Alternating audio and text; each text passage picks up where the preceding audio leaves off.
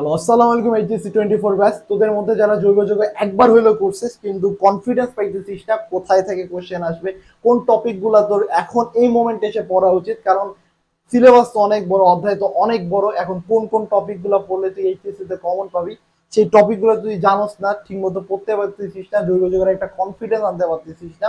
তো তাদের জন্য আজকের ভিডিও। আজকে আমি বেশ কয়েকটা ইম্পর্টেন্ট টপিক নিয়ে আলোচনা করবো, যে টপিকগুলো তুই জানলে, যে টপিকগুলো থেকে ভালো মতো যদি তুই পড়াশোনা করিস, তাহলে এইচএসসি তে রিটেনে তোর 100% রিটেন কমন পাওয়া, জৈব যৌগ থেকে কমন পাওয়ার সম্ভাবনা 100/100%। সো আয় টপিকগুলো সম্পর্কে জানি। প্রথম যে ইম্পর্টেন্ট টপিকগুলো আমি বলবো সেটা হলো SN1, SN2, U1 এবং U2 এর যে রিয়াকশন গুলো আছে, SN1 SN2 এর মধ্যে পার্থক্যকরণ।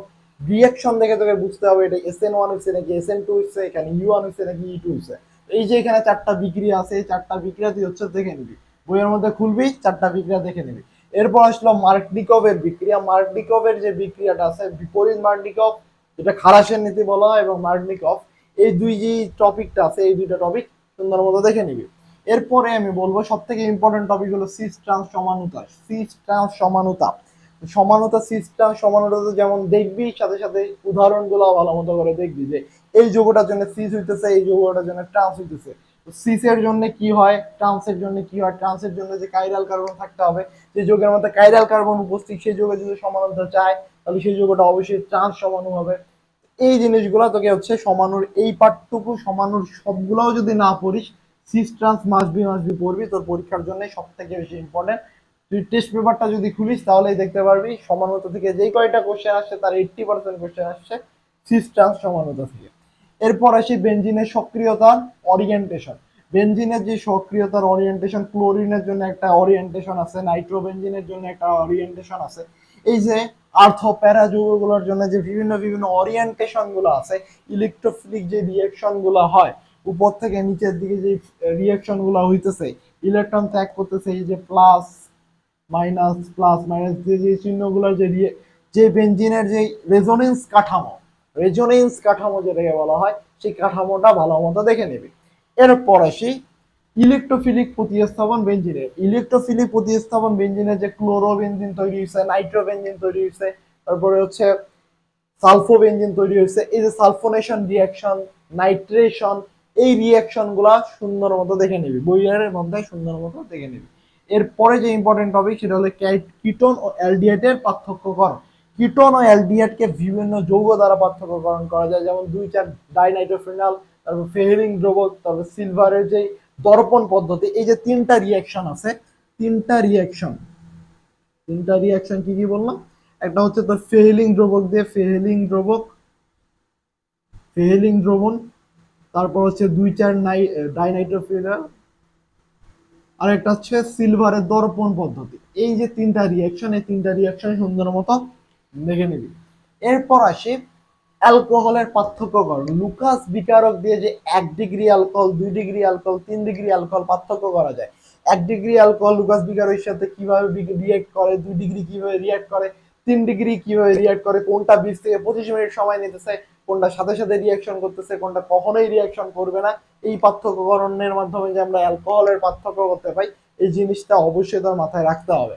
এরপর আসি বেনজিন থেকে টলুইন, ক্লোরোবেনজিন, ফেনল এবং বেনজিন। এর মানে হলো যে তোর বেনজিনের যে কনভার্সন গুলা, বেনজিন থেকে যে টলুইন উৎপন্ন করা যায়, টলুইন থেকে ক্লোরোবেনজিন যে উৎপন্ন করা যায়, সেখান থেকে যে ডাইজোনিয়াম লবণ যাওয়া যাবে, ডাইজোনিয়াম লবণ থেকে যে তোর ফেনল উৎপন্ন করা যাবে ডাও পদ্ধতির মাধ্যমে। ফেনল উৎপাদনের পর তুই ওইখান থেকে কিভাবে বেনজিন আনতে পারিস, কোন রিয়াকশনের মাধ্যমে, এই জিনিসগুলো তোকে জানতে হবে। কোন কোন বিকারক ইউজ করতে হইতেছে, কনভার্ট কিভাবে করতেছে, কোনটা থেকে কোনটা রূপান্তর করা যায়, এই জিনিসগুলো অনেক বেশি ইম্পর্টেন্ট, এবং এটা ক্র্যাক করতে পারা অনেক বেশি ইম্পর্টেন্ট। এর জন্য তুই রিয়াকশন গুলা লক্ষ্য করবি, যে কিভাবে বেনজিন থেকে টলিন হইতেছে, টলিন থেকে ক্লোরোবেনজিন কিভাবে হইতেছে, ক্লোরোবেনজিন থেকে আবার কিভাবে তোর ক্লোরোবেনজিন থেকে কিভাবে ফেনল উৎপন্ন করা যায়, কোন পদ্ধতিতে, ফেনল থেকে কিভাবে আবার বেনজিনে আসা যায়, এটা কোন পদ্ধতি, আবার ডাইজোনিয়াম লবণে কিভাবে যাওয়া যায়। এই যে জিনিসগুলো, ডাইজোনিয়াম লবণে যখন ঢুকলি, টাইজেনিয়াম লবণের রিয়াকশন গুলো দেখবি, যে সে কিভাবে রিয়াক্ট করতেছে। এইভাবে জিনিসগুলো পড়তে হবে তোকে। এরপর আসি প্যারাসিটামলের প্রস্তুতি। এই যে কয়েকটা টপিক আমি তোকে বললাম, তোর কাজ হলে টপিক গুলা খাতার মধ্যে তুলে রাখা, স্ক্রিনশট নেই, খাতার মধ্যে তুলে রাখার পরে যে কাজটা করবি, হচ্ছে বইটা খুলবি আস্তে করে, বইটা খুলে এই টপিকগুলো পড়বি, টেস্ট পেপারে যাবি, দেখবি যে ম্যাক্সিমাম কোশ্চেন এই টপিকগুলো থেকে আসছে, ম্যাক্সিমাম কোশ্চেন এই টপিকগুলো থেকে আসছে। তুই যদি ভালো মতো বইটা পড়িস, ভালো মতো বুঝে বুঝে করতে পারিস, তাহলে আমি বলবো যে হ্যাঁ, তোর কনফিডেন্স, এনাফ কনফিডেন্স আসবে জৈব যৌগ থেকে অ্যান্সার করার। এখন কোশ্চেন হলো ভাইয়া, আমি যদি জীবনে কোনোদিন কোশ্চেন মানে জৈব যৌগ করি নাই, কাশ্চিন কালেও করি নাই, সেই ক্ষেত্রে কি আমার এই মোমেন্টে এসে জৈব যৌগ করা উচিত কিনা? তো আমি বলবো যে তোর এই মোমেন্টে যদি এই টপিকগুলো তুই কভার করতে চাস, জীবনেও যদি জৈব যৌগ না করিস, তোর 7 দিনের মতো সময় লাগবে, 7 দিনের মতো সময় লাগবে মিনিমাম। এখন 7 দিনের মতো যদি সময় লাগে, তাহলে তোর হাতে কি 7 দিন সময় আছে কিনা সেটা আগে তোকে দেখতে হবে। তো 7 দিনে কিন্তু কেমিস্ট্রির বাকি অধ্যায়গুলো তুই কভার করে ফেলতে পারবি। সব কিছু কভার করার পর যদি তোর টাইম থাকে, তাহলে আমি বলবো, আমি রিকমেন্ড করবো এই অধ্যায়গুলো তোর দেখা, এই টপিকগুলো দেখা। বাট তোর যদি আগে কখনোই জৈব যৌগ জীবনেও হাত দিস নাই, জীবনে করিসই নাই, আমি তোরে বলবো যে না, এখন এসে তোর জৈব যৌগ করার কোনো দরকার নাই। বাকি আরো 3টা অধ্যায় আছে, সেই 3টা অধ্যায় থেকে তোর কয়টা কোশ্চেন হবে? 6টা। 3টা অধ্যায় থেকে 6টা কোশ্চেন হবে, সেই 3টা অধ্যায় ভালো মতো পড়।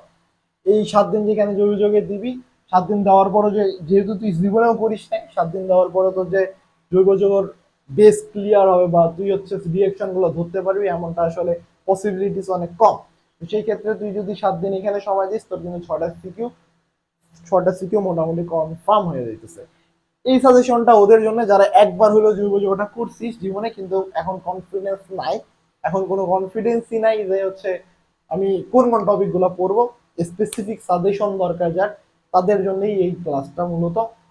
তো তোদের যারা জীবনে একবার হলো যোগাযোগ করছিস, এই টপিক গুলো করতে ম্যাক্সিমাম হলে 3 দিন সময় লাগার কথা, ম্যাক্সিমাম হলে 3 দিন সময় লাগা কথা, ইনক্লুড টেস্ট পেপার সহ। 3 দিনের মধ্যে জৈব যৌগ তুই সুন্দর মতো কভার করতে পারবি এই টপিক গুলা।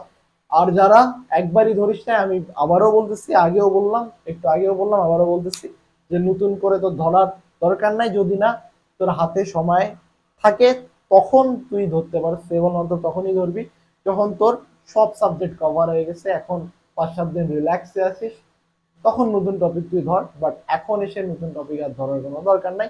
যেগুলা তুই পারিস ওগুলাতেই আরো ভালো মতো কনফিডেন্স বাড়া, ওগুলাই বেশি বেশি প্র্যাকটিস কর, ওগুলাই টেস্ট পেপার সলভ কর, ওগুলার কলেজের কোশ্চেন সলভ কর, ওগুলাই ভালো মতো করে সলভ কর। এবং আরো যদি টেস্ট পেপার কিভাবে ইফেক্টিভলি সলভ করতে হয় সেটা বুঝতে সমস্যা হয়, আমি অলরেডি একটা ক্লাস আপলোড করছি, how to solve test paper effectively, ওই ক্লাসটা দেখতে পারো।